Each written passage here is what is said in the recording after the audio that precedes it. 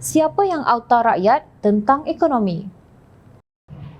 Nilai ringgit terus jatuh. Kehidupan ekonomi rakyat tertekan. Adakah pemimpin peduli nasib mereka? Hari ini nilai ringgit berbanding dengan setiap dolar Amerika Syarikat bukan RM4.50 atau RM4.54, tetapi RM4.55. Kali terakhir mata wang dalam RM4.40 berbanding $1 Amerika Syarikat iaitu tahun 1997 hingga 1998.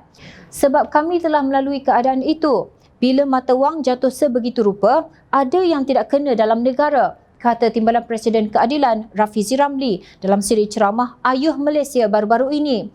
Beliau menjangka pada akhir tahun nilainya akan merudum kepada RM4.70. Sebaliknya, kata Rafizi, jawapan Menteri Keuangan sebagai seorang profesional, bekas Ketua Pegawai Eksekutif dalam keadaan negara berhadapan krisis keuangan seperti yang kita biasa dengar daripada Barisan Nasional. Tengku Datuk Seri Zafrul Abdul Aziz pada 10 September lalu berkata, Malaysia tidak mengalami krisis ekonomi meskipun berlaku penurunan nilai ringgit berbanding dolar Amerika Syarikat ketika ini. Yang penting juga, sebagai sebuah negara pengeksport, nilai ringgit yang rendah berbanding dolar Amerika juga memberi kesan positif kepada pendapatan ekspor negara. Jadi janganlah tengok pada satu aspek sahaja. Cuba tanya pengeksport Malaysia. Mereka semua happy sebab barangan ekspor mereka menjadi lebih kompetitif, katanya.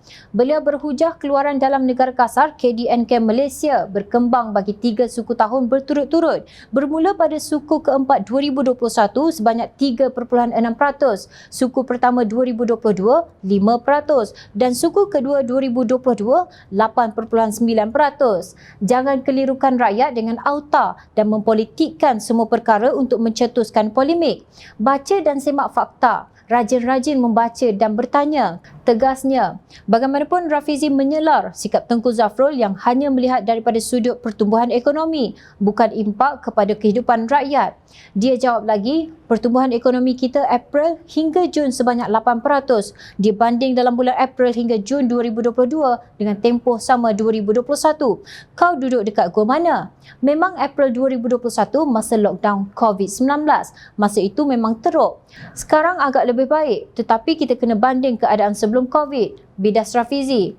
Secara sinis, Rafizi menyindir UMNO yang mengetahui kerajaan sepatutnya sedang berusaha bersungguh-sungguh memulihkan kejatuhan nilai ringgit, tetapi mereka lebih mengutamakan nasib bekas Presiden yang dipenjarakan, Datuk Seri Najib Razak. Menurut Rafizi, sikap mengutamakan nasib Najib lebih daripada segala-galanya adalah kebodohan politik yang menyukarkan Malaysia untuk pulih daripada krisis ekonomi. Harga barang naik, rakyat susah dapat kerja.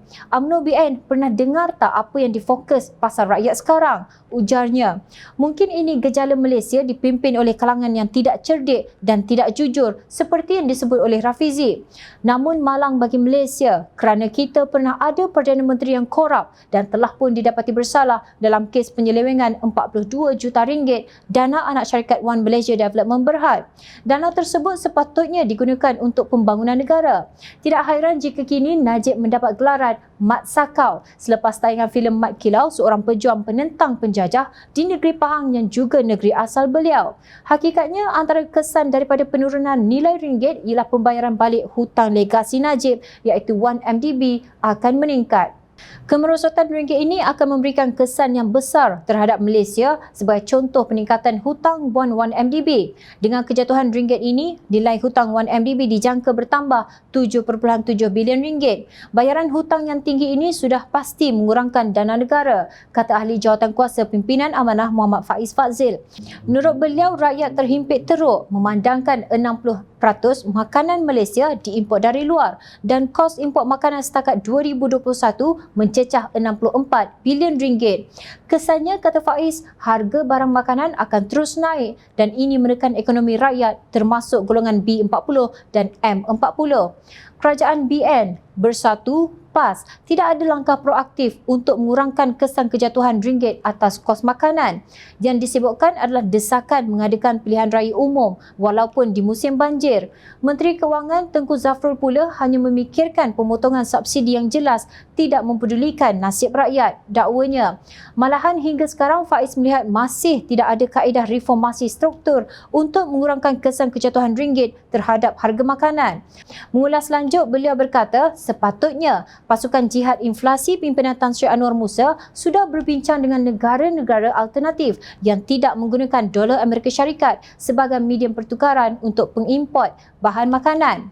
Kerajaan juga harus mengembangkan kempen beli produk makanan tempatan dan pada masa yang sama membantu mengurangkan kos pengeluaran makanan tempatan. Pasukan jihad inflasi lesu hingga kini, bidasnya. Untuk rekod pada Julai, inflasi makanan Malaysia ialah 6.9%. Kejatuhan nilai ringgit sudah pasti akan menjadikan inflasi makanan lebih parah. Ini bukan isu politik yang dipolemik. Ini hakikat kehidupan seharian rakyat. Pengeksport yang gembira tidak mencerminkan kehidupan rakyat marhin. Makcik Kiah, penjual pisang goreng yang memerlukan tepung import untuk sajiannya, tidak mengeksport hasil keluarannya ke mana-mana negara pun. Begitu juga pelajar, petani, nelayan, pekerja kilang, pekerja bank dan penjawat awam, semuanya adalah pengguna barangan import. Rakyat tahu siapa yang auta. Ingat, rakyat sentiasa memerhati.